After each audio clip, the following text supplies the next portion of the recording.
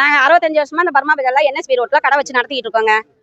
65 வருஷமா நடத்திட்டு இருக்கோம். இப்ப மாநகராட்சியில எந்த ஒரு நடவடிக்கையும் இல்லாம முன்கூட்டியே எதுவுமே முன்னறிவிப்பு இல்லாம எங்களை திடுதிப்புன்னு காலி பண்ண சொல்லி காலைல 50 போலீஸ்காரங்களோட எல்லாத்தையும் கொலை மிரட்டுறாங்க. எங்களை பொதுமக்களா வாழ விட மாட்டேங்கிறாங்க. 10,000 பேர் நம்பி இருக்கோம். இந்த கடைகளை நம்பி 62 கடைக்காரங்க வேலையில இருக்கவங்க எல்லாரும் சேர்த்து 10,000 குடும்பங்கள் இருக்கு. இதை நம்பி ஒருத்தரே வாழ விடாம மிரட்டிட்டு இருக்காங்க. இவங்க எல்லாமே சாரதாஸ்காரங்க, மங்கல்காரங்க, ரத்னா ஸ்டோர்காரங்க எல்லாத்துக்கும் வேலை போயிருக்காங்க. அது இல்லாம நாங்க நம்பி இருந்த மந்திரியோ எம்எல்ஏவோ எல்லாருமே யாருமே எங்களுக்கு உதவி செய்யல. எல்லாம் நம்ப வச்சு கழுத்து அறுத்துட்டாங்க. இப்ப நாங்க உயிரோட இருக்கிறதா இல்ல சாவறதா? நாங்க இந்த தேர்தலை புறக்கணிக்கிறோம். எங்களோட ஓட்டை ID, Aadhaar card, ration card எல்லாத்தையும் கொண்டு போய் நாங்க கலெக்டர் ஆபீஸ்ல போட்டு எல்லாம் நடு ரோட்ல நிக்கணுமா? சீமனை வளர்த்துட்டு சாவணும்னா சொல்லுங்க, செத்துட்டு போறோம். எங்க வாழ்வாதாரத்துக்கு என்ன முயற்சி? மக்களாட்சிங்க, மக்களுக்கு என்ன செய்யறீங்க நீங்க? இவ்வளவு 10,000 பேர் வயித்துல அடிச்சு நீங்க என்ன சாதிக்க போறீங்க? 2028 வரைக்கும் எங்களுக்கு நினைவு பண்ணி கொடுத்துருக்காங்க. இப்ப நின்ன நிலையில எங்களை காலி பண்ண சொல்லி மிரட்டுறாங்க. அதிகாரம்னா எல்லாம் மிரட்டிட்டு இருக்காங்க.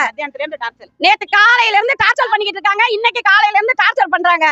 யாரு இருக்கணும்? இல்ல ஒரு உயிர் போனாதான் இந்த பர்மா பஜாருக்கு ஒரு நிலைமை வருமா? விமர்சனம் வருமா? 96 ஏற்கனவே 2 உயிர் போச்சு. இப்ப உயிர் போனாதான் இது நடவடிக்கை எடுப்பாங்களா? அது மாதிரி மக்களுக்கு நடவடிக்கை எடுக்க மாட்டாங்களா? மக்களை காப்பாற்ற மாட்டாங்களா?